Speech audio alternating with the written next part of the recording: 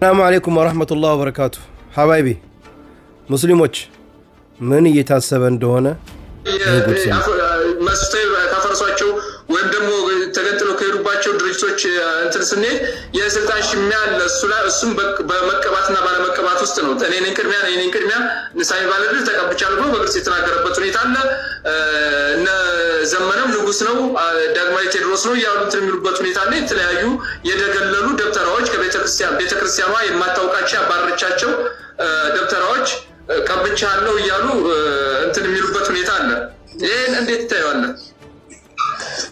እሺ እኔ አሁን ኦኬ ከባት ያለው ከሰንሰር ነው ያ እሺ እንግዲህ እኔ የፋኖ አሁን ፋኖ ዞሮ ምን አለ መሰለ በዚህ ሀገር ሁኔታ አሁን ካለው የፋኖ ትግልም አንፃር አማራውም ይሁን እቺ ሀገር የምትድነው ፋኖ በያዘው መንገድ ነው።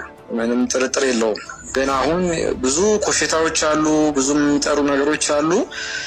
ዞሮ ግን ወደንም ጠላንም ሃይማኖታዊ ጦርነት መከሰቱ አይቀርም። ሃይማኖታዊ ግጭቶች መነሳታቸው አይቀርም። ይሄ ወደዛ አቅጣጫ ነው የሚያመራው። የመጨረሻ ያ ነው የሚሆነው። ዘፋን ውስጥም ሆነ ሃይማኖታዊ ሳቢዎች አሉ። ይሄ ስጋት ያደረበት ከምን አንፃር ነው?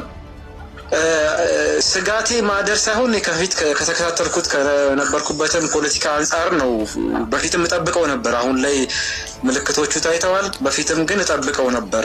ዞሮ ወደዚህ እንደሚሄድ በደንብ አቅ ነበረ። ግን እኔ አንድ ነገር ልበልህ፣ ወደንም ጠላንም መፍትሄው እቺን ሀገር ለኦርቶዶክሳውያን ስታስረክብ ብቻ ነው። ፋኖ ኦርቶዶክሳዊ ብቻ ነው ሊመራው የሚችለው። ኢትዮጵያንም ቢሆን ሌላ ሃይማኖት ያለው ሊመራው አይችልም። ካለበዛ አንስማማም፣ ሰላምም አይመጣም። ሙስሊም መሪ ጴንጤ መሪ የሚባል ነገር ኢትዮጵያ ምድር ላይ መኖር የለበትም። የዛ ሰዓት ያ ማለት ድንጋይ የሚያምልክ ሃይማኖቱን መናቅ መግፋት አይደለም። በፍጹም ሌላ ሃይማኖት ያለው ግን እቺን ሀገር ተቆጣጥሮ አስተካክሎ አይመራት። ስለዚህ ሀገሪቱ ለኦርቶዶክሳውያን ማለት ነው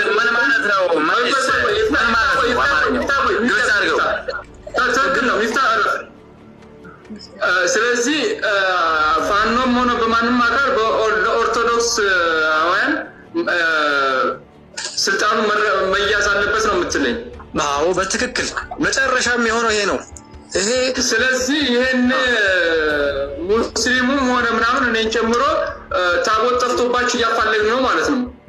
በጣም ትክክል ብለሃል። በነገር ላይ እኛም ማህተባችን ስለጣልን ነው አሁን ላይ ሀገሪቷን ላላስፈላጊ እምነት ኢትዮጵያን በማይረዷ ሰዎች እጅ ላይ ወደቀ።